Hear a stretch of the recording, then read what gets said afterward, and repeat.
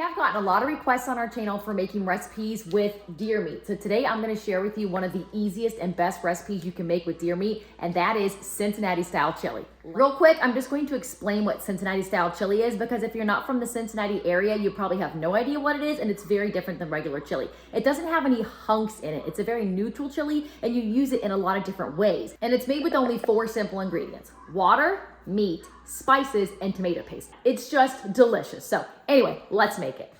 So this right here is all that you will need to make it. Now, of course, I have a lot out because I'm making a quadruple batch today. I'm going to can the extra, but if you're just making one batch, you're going to need 1 pound of ground venison, 4 cups of water, 1 small can of tomato paste, which is the 6-ounce can, and then a seasoning packet. Now, there are a lot of different brands that make a packet of chili seasoning for the Cincinnati style. I prefer the Gold Star or the Skline. That's just my preference, but there's a lot of them. They're all really good, but you can't just go to the store and buy any chili packet to make Cincinnati style chili. It's a very specific seasoning mix, so you need to make sure that you buy one that is a Cincinnati style.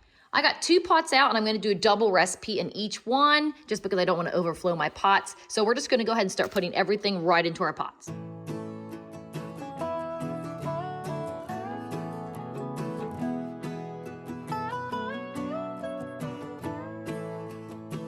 Okay, so this right here is what it looks like so far. Then you wanna take a big fork and go through and break up that meat so that there's no chunks.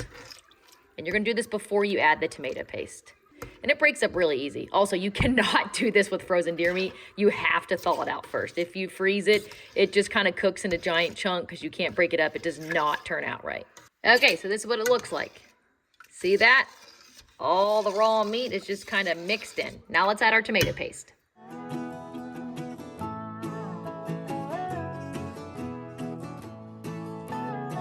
Okay, the tomato paste is in. Now we're just gonna give it a real quick mix. All right, let me fix my second pot and then I'll show you how to cook it. It's simple. So I got both pots filled, and for reference, I did end up adding in a little extra. So I have double the recipe in this pot and triple the recipe in this pot. So now I've just got the heat on both burners, and I'm gonna bring these to a boil. And we are boiling. So now I'm gonna turn down that heat to low, and I'm gonna cover it and simmer it for about 30 minutes until all of that meat inside is fully cooked. Don't forget to stir it frequently. Also, ignore the background noise. My toddler's playing. It's been about 35 minutes and the chili is done. Let me show you what it looks like. So if you've never had Cincinnati style chili before, you'll notice that this looks very different from traditional chili. See that? Man, this stuff, I'm telling you, it's so good. So anyway, I'm gonna go pick up my older 2 boys from school, and then when I get back, I'll cook the noodles and show you how we prepare this stuff for dinner. It's really versatile and it's delicious. I'll be right back. And the spaghetti noodles are done and ready to go. All right, I'm getting the cheese ready. And yes, you have to grate your own cheese. Whenever you make anything that needs shredded cheese, I'm telling you, it's a billion times better and better for you if you grate it yourself. And it's done. Now let's assemble the chili spaghetti. So noodles in the bottom of the plate.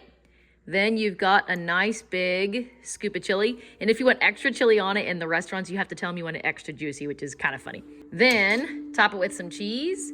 And then if you want it to be a 4-way, you add beans, and a 5-way, you add onions. But this is a 3-way right here. A lot of people also like to put hot sauce on it, and they like to use those little oyster crackers.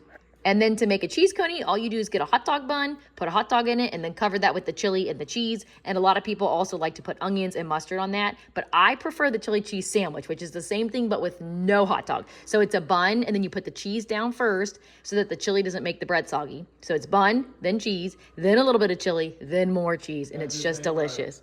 That just ain't right. He thinks it's so weird without a hot dog, but I'm telling you, it's delicious, and our kids love it. So James is gonna be our taste tester here. This is my husband, if you don't follow us normally. Anyway, he put hot sauce on it, and conveniently, we actually had hot sauce from Skline, which is like our favorite Cincinnati style chili restaurant. All right, give it a taste test, babe. This looks good, hon. Thank Look, you. it's jiggly like your butt.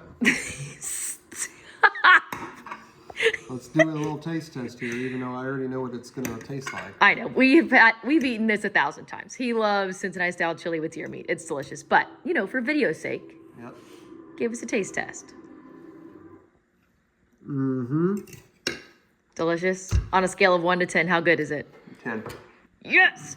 All right, so there you have it. Homemade Cincinnati style chili with deer meat. Now, if you want to know how to can this chili, stay tuned for the next video because I'm doing that right now. It is extremely easy and it's so nice to have this stuff on hand just to make a quick bowl of chili spaghetti or cheese coney. So anyway, that's it. Happy homesteading.